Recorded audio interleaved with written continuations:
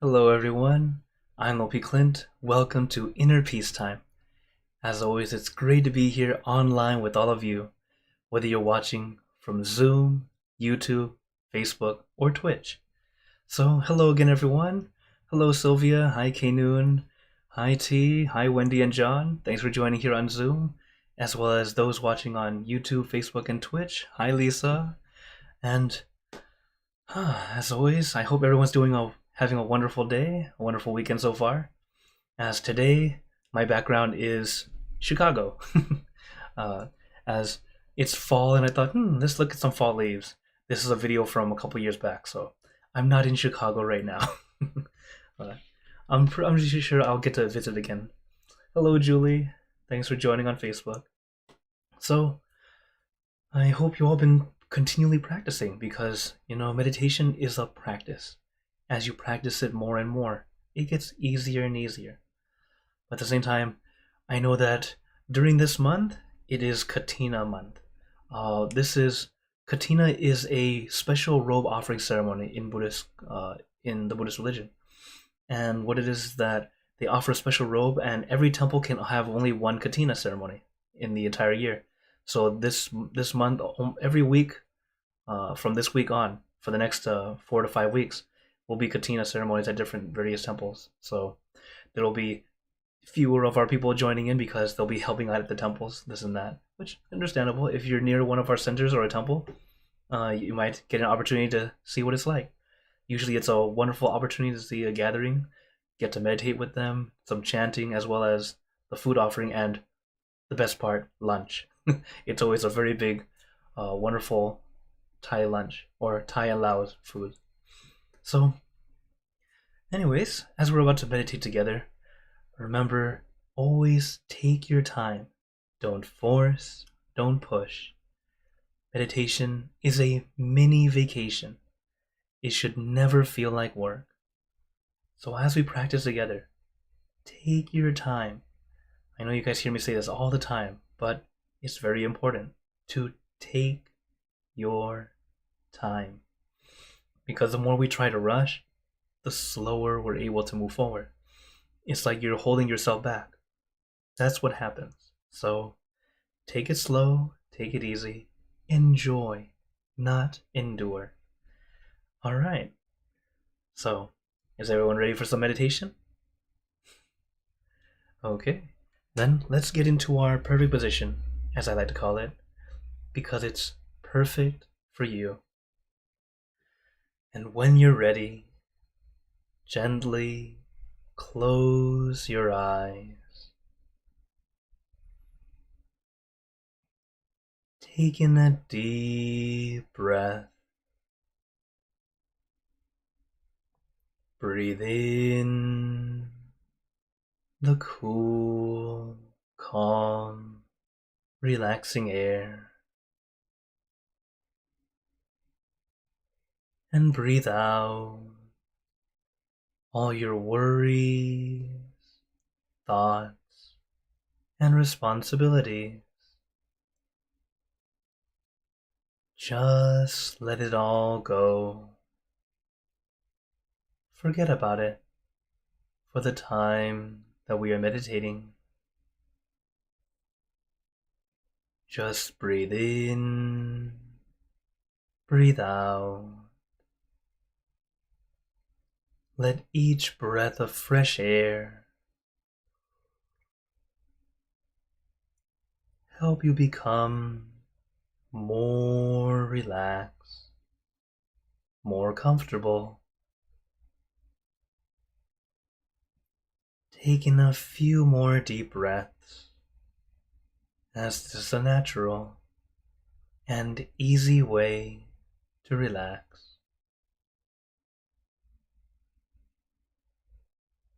And once you are ready, you can return to normal breathing. And before we continue, remember to let go of all your expectations. Whatever you think or know is supposed to happen, forget about it. Let yourself feel as innocent as a child. No worries, no regrets, no responsibility. Just innocent and free. Not a care in the world. We're all just relaxing with our friends.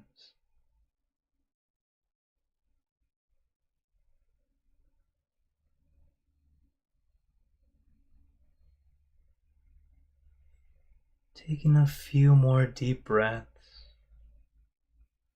allowing yourself to really relax.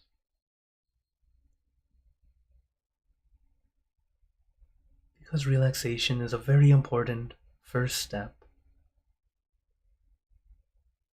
It allows you to feel at ease, to be comfortable.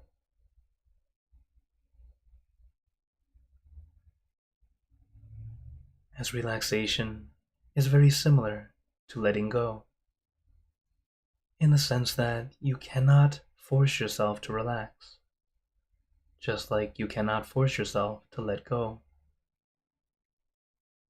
We must take our time, let it happen naturally, not to force, not to push. If you try to force yourself to relax, you end up feeling more tense, more uncomfortable, and we're going the wrong direction. Take your time, take it easy. Allow it to happen naturally, relaxingly.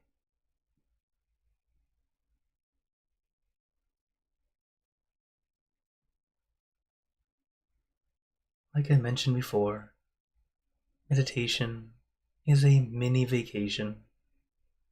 It shouldn't feel like work. It's an opportunity to relax your body and your mind. So take a few more moments to adjust your body, to allow yourself to feel at ease and comfortable. And this comfort doesn't need to be very relaxed.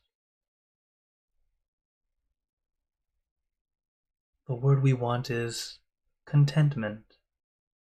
That feeling of, I'm okay, comfortable enough. If you feel very comfortable, wonderful. Keep it up. If you feel just okay, that's great. But if you feel less than okay, make adjustments. Let the baseline be, I feel okay, comfortable enough.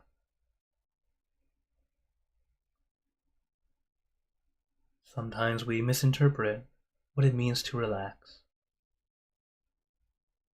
Remembering that relaxation is relative. It's a great range, and everyone's level of relaxation is different.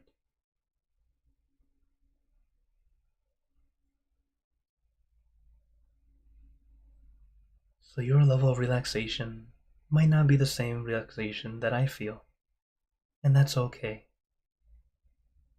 The important thing is you feel okay.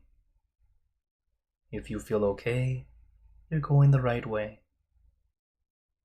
If you don't feel okay yet, continue to adjust until you find a position that feels okay to you.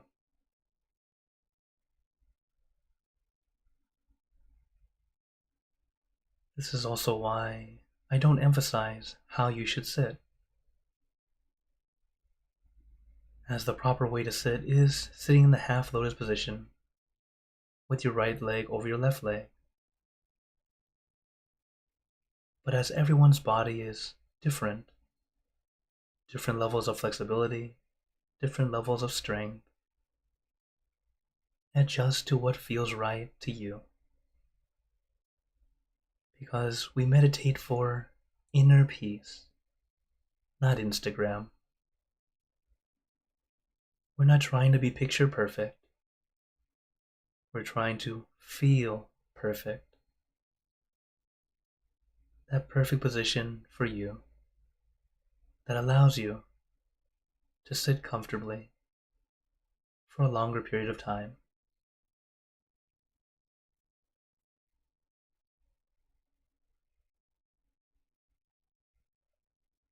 And as we practice, even after you find your perfect position, it's always okay to adjust. It's okay to move.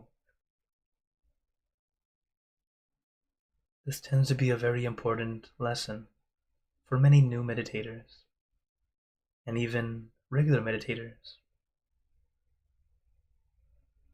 Those minor adjustments can be the difference between enduring and enjoying. Like I said earlier, meditation shouldn't feel like work. It should feel like a mini vacation. So allow yourself to enjoy this little break, this mini vacation. First, relax your body, then relax your mind.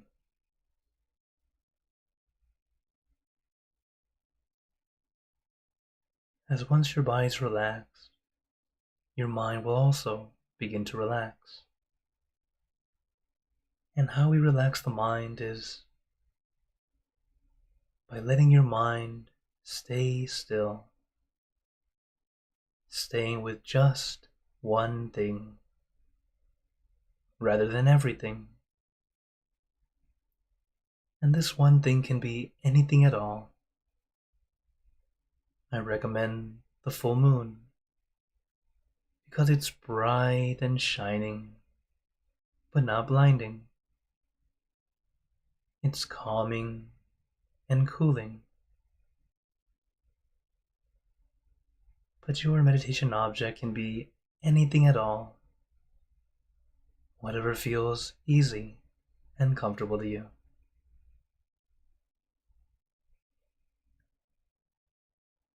And just like how your body is allowed to adjust, same with your meditation object or image. It doesn't have to be just one thing. It's okay to change.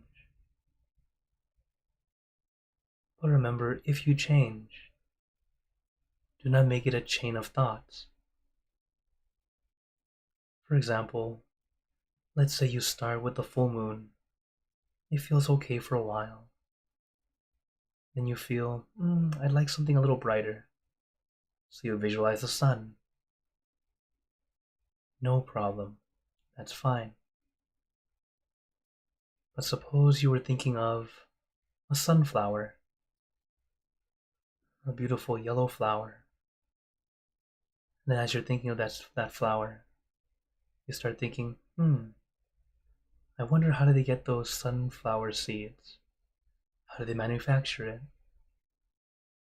Now it's no longer changing the object. It is a chain of thoughts. You're starting to think again. This is another form of wandering mind. And it's okay when you realize you're doing it. Because when you realize it, now you can do something about it. So don't beat yourself up if you find yourself with a wandering mind. We are all practicing. And as we practice, we slip, we fall, but we get back up and we start to learn from it. And yes, even after you've learned from it, you can still slip and fall. So it's okay. Give yourself time to keep practicing.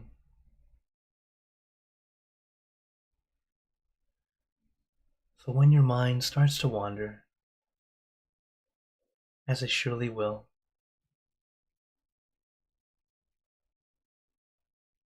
we use our meditation tools. There's the mantra and the meditation object. The meditation object is a nice way to focus, to bring our focus back to this one thing. And the mantra can be a word or phrase, a sound, to help us release and relax and come back. Use these tools when you need them and what feels right to you. For some of us, the object alone feels great. For some of us, the mantra alone is great. For some of us, we need both. And for some, they simply like to center with no object and no mantra. Adjust to you. You don't have to follow anyone else in this form, because these are your tools. We use them to help us regain our balance, the balance of relaxation and awareness. And your tools are personal to you.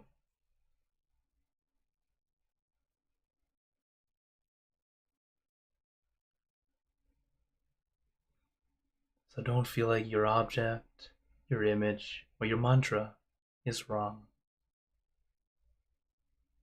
If it feels right to you, it cannot be wrong. It helps you get back to that calm, to help you slow down.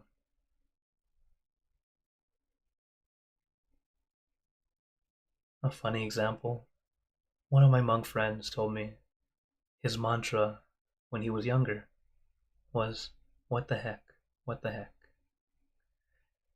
It helped him calm down and eventually let go of what he was dealing with. So your mantra really can be anything.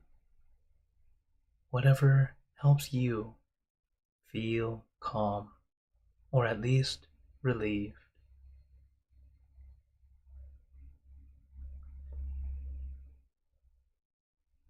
So as we practice together, take your time. Give yourself time for growth. You don't have to be perfect on your first go.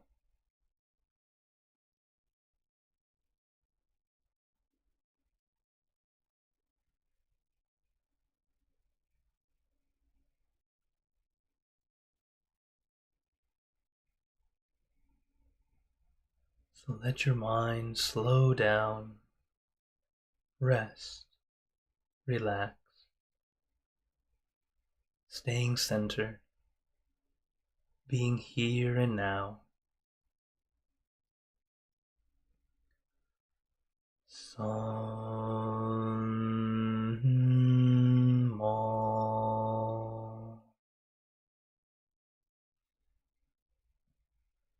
araham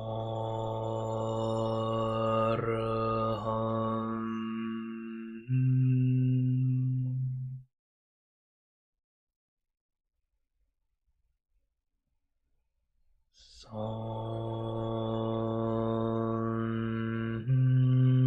mo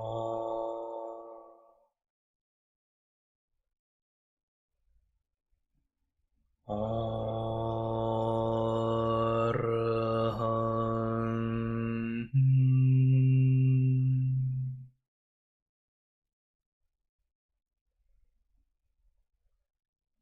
san mo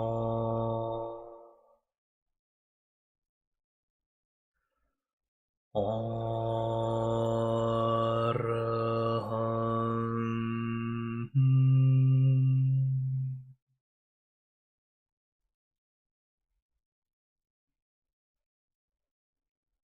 Now, let us continue in silence, letting our mind be calm, clear, and peaceful.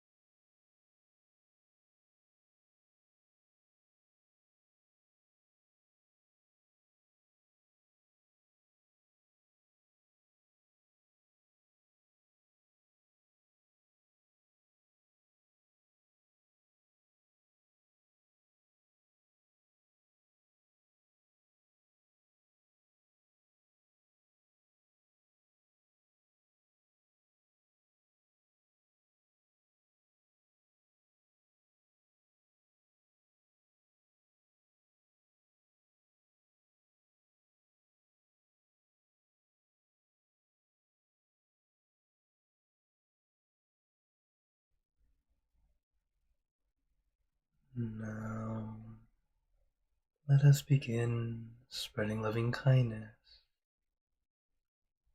Spreading loving kindness is like spreading out your heart, sending out good intentions to all beings. So let us visualize our object as we have been doing, and imagine that your object becomes crystal clear, clean and bright, and at the center of your object there is a bright light. This light is very special. All those who touch this light are instantly happier, healthier, and more at peace. So we let this light illuminate our bodies, filling our body with light. And let this light shine out from you, filling the room. Let this light spread far and wide, filling the city and the surrounding cities, filling the state or province and the surrounding states or provinces, filling the country and the surrounding countries, until filling the entire world, and now throughout the universe. Thinking of our loved ones, our family, our friends, our close and distant relatives, our co-workers, acquaintances, all the people you know and all the people you don't know, to all sentient beings, all the animals in this world, and even thinking to the heavens, to our friends and relatives who have passed away, wishing well for every one of them. And as we are spreading loving kindness, let us make this wish together, for us all to be happy, healthy, wealthy, successful, to gain wisdom, attain enlightenment, for world peace. Let us take a moment to make our own good wishes.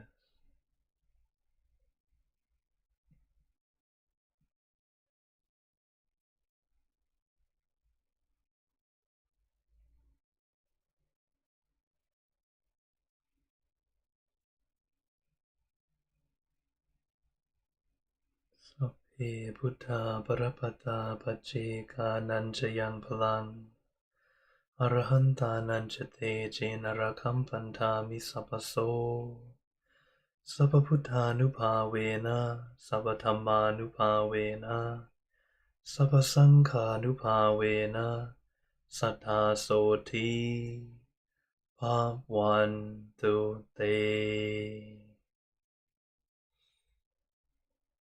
And now, very gently and at your own pace, opening your eyes. Take your time as we slowly come back. You can take in a few deep breaths, do a little stretch if you'd like, as we slowly come back.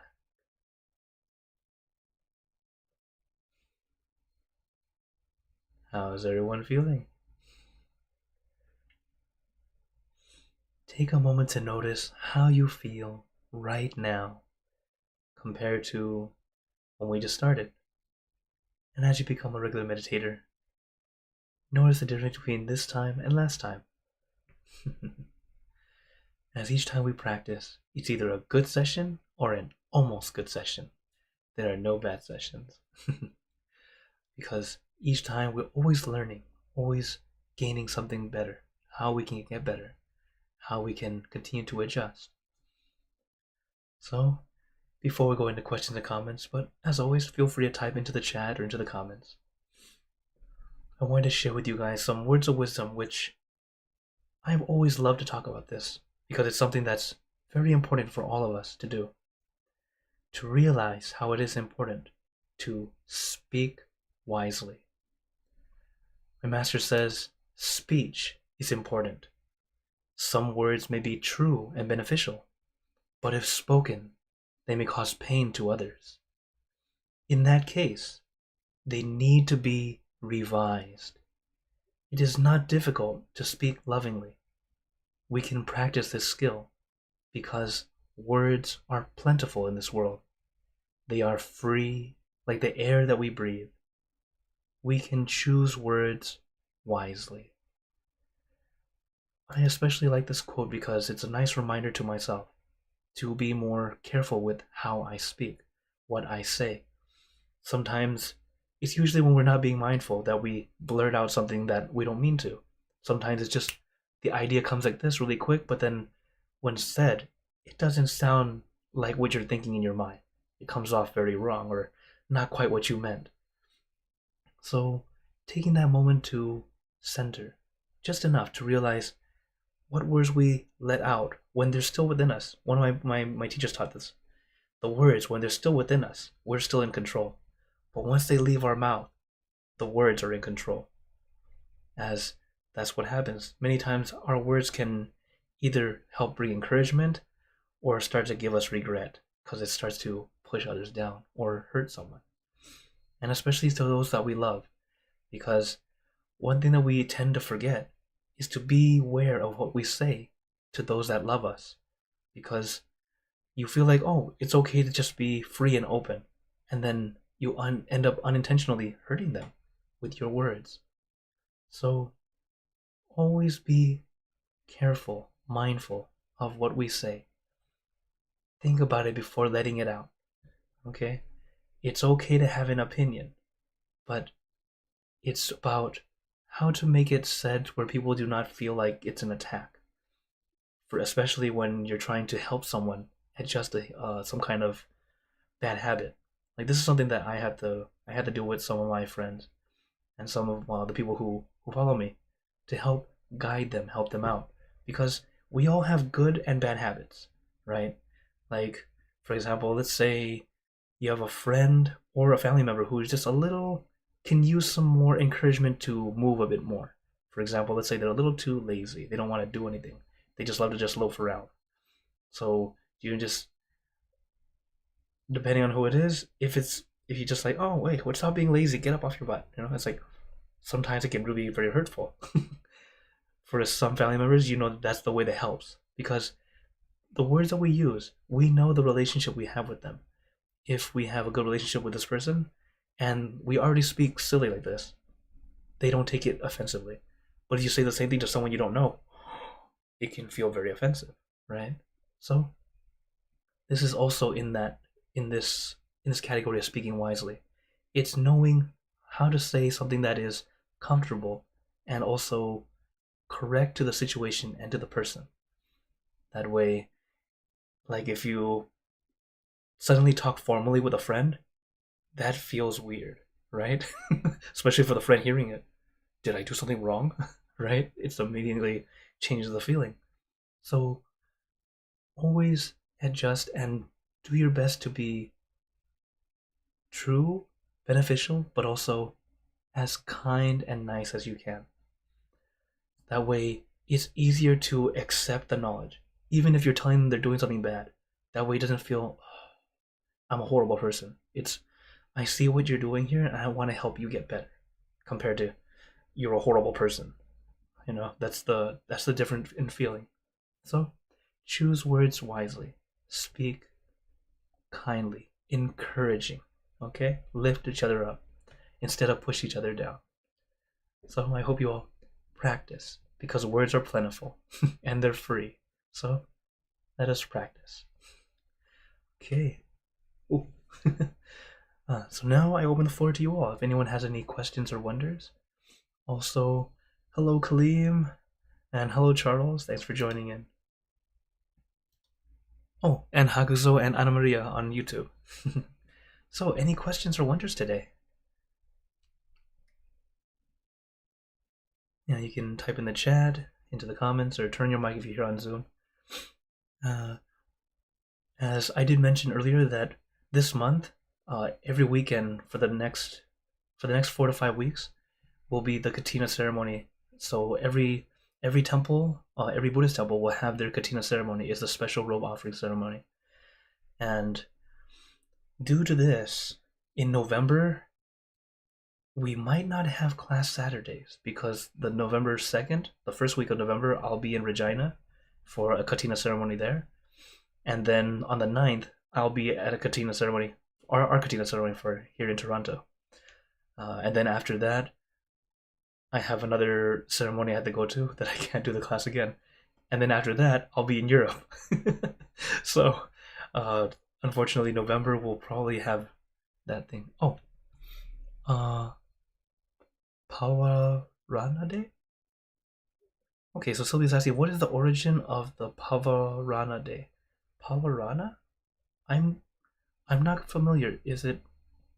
I wonder if it is a Pavarana or the Paravana.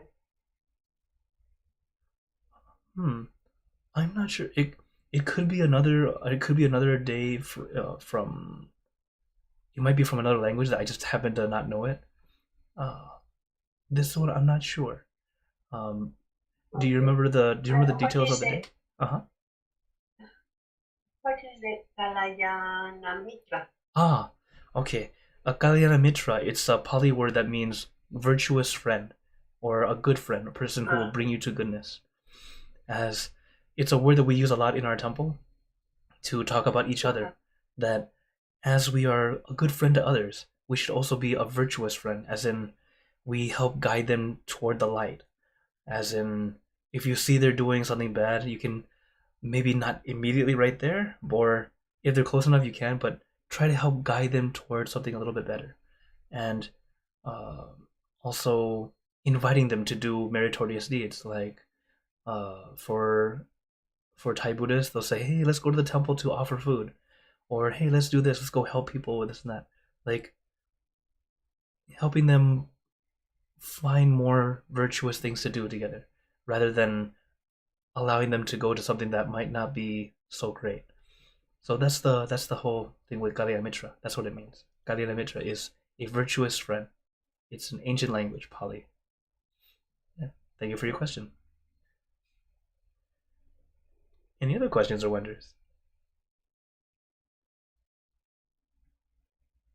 No worries. Sabai sabai as always. As if also if you want to talk more after, I'll be here on Zoom again. So before we go, wanted to give you all a blessing. May you all be blessed with happiness, good health, wealth, success in your lives. May you be surrounded by good friends who will always guide you into light, in times of darkness and in times of need. And when you close your eyes to meditate, may you attain inner peace easily and quickly in every lifetime. So thank you again, everyone. Have a wonderful day or night wherever you're watching from. And remember, a smile a day keeps the stress away. So everyone, keep smiling and let's brighten up the world together. So for everyone on YouTube, Facebook, and Twitch, See you guys next time. For those on Zoom, feel free to stay longer if you'd like to chat. Take care, everyone.